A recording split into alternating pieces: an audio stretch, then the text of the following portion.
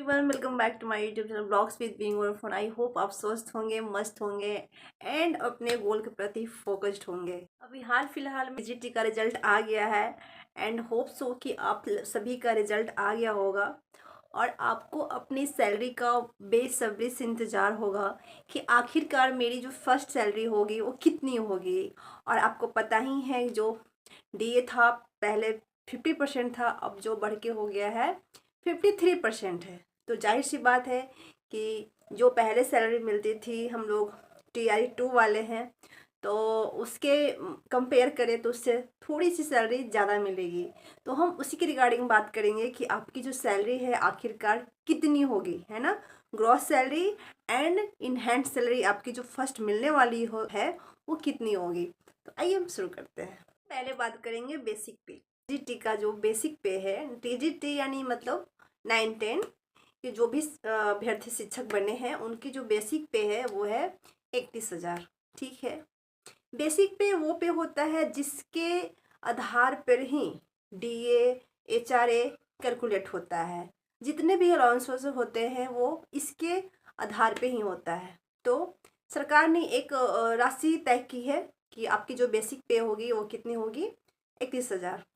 तो अब आगे बात करते हैं कि जो बेसिक पे 31,000 है तो आपकी डीए हो गया है 53%।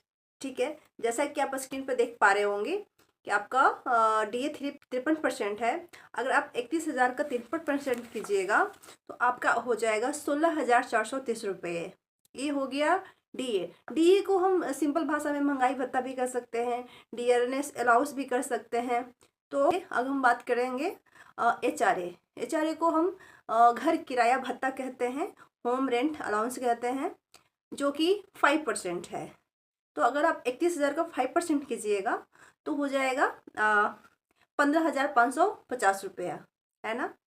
और आपको मेडिकल अलाउंस सभी को कितना मिलता है, 1,000। अगर मैं इस सारे बेसिक पे एंड अलाउंसेस वगैरह को मैं ऐड करूं, जैसा कि आप स्क्रीन पे देख पा रहे होंगे, तो आ जाएगा आपका 49,980 रुपीज़, मतलब 49,980 रुपये। तो कहा जा सकता है ग्रोस मंथली सैलरी या फिर इनकम। ग्रोस सैलरी का मतलब वैसा सैलरी होता है जिसमें कोई भी डिडक्शन नहीं किया गया हो। ठीक है, तो आपकी जो ग्रोस सैलरी है वो है 49,980 रुपये। बट आपको इतना मिलेगा नहीं, इसमें NPS की कटौती होगी। अब वो कटौती कैसे की जाती है उसको भी आप सीख लेंगे। आपका जो बेसिक पे है एंड जो DA है उसका 10% गवर्नमेंट काट लेती है। तो आपका बेसिक पे 31,000 है एंड आपकी जो DA है वो 16,430 है।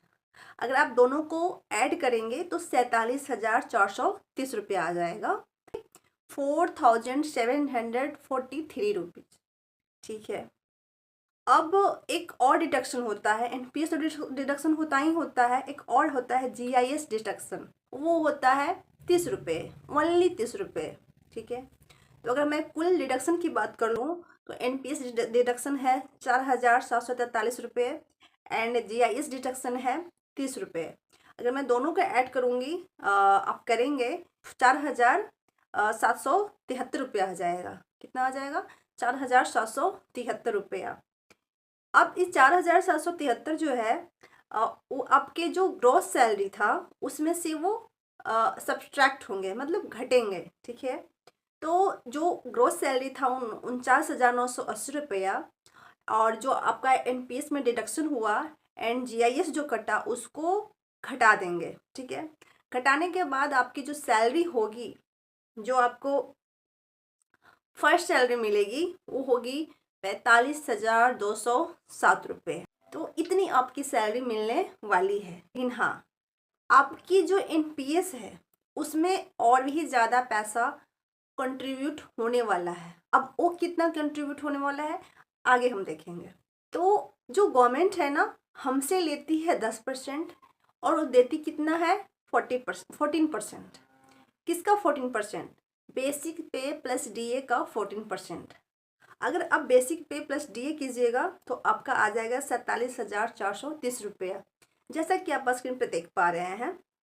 और अगर आप उसको अच्छे से कैलकुलेट कीजिएगा, मतलब पूरा थ्रॉली, तो आपका आ जाएगा 6,640 रुपया कुल राउंड फिगर में। तो अगर हम बात करें कि अगर आपकी जो एनपीएस है उसमें टोटल कंट्रीब्यूशन कितना हुआ, एक तो आपने कंट्रीब्यूट किया, आपकी सैलरी से कटी, एंड जो गवर्नमेंट दे रही है, दोनों को हम ऐड करेंगे। टोटल कंट्रीब्यूशन की बात करें कि एनपीएस में कितना हुआ, तो जो आपकी सैलरी से कटी कितने रुपए, 4,743 रुपये, एंड जो गवर्नमेंट दी वो कितना दी, 6,640 रुपये। अगर हम दोनों को ऐड करेंगे तो आपका आ जाएगा 11,383 रुपये, जो आपकी एनपीएस में जमा होंगे। मैं बात करूँ कि टोटल अमाउंट आपको कितना मिल रहा है, तो 49,980 प्लस आपके जो एनपीएस में जमा हो रहे हैं 6,640 रुपये, मतलब 56,620 रुपये आपको मिल रहे हैं। ठीक है ना। तो ये रही आपकी salary detail, and I hope आप समझ गए होंगे कैसे कैलकुलेट किया जाता है। अगर फिर भी कोई क्वेरीज हो तो आप प्लीज़ मुझे कमेंट सेक्शन में कमेंट कीजिएगा, और अगर वीडियो अच्छा लगा हो तो प्लीज़ मेरी वीडियो को लाइक कर देना, आप शेयर कर देना, सब्सक्राइब कर देना।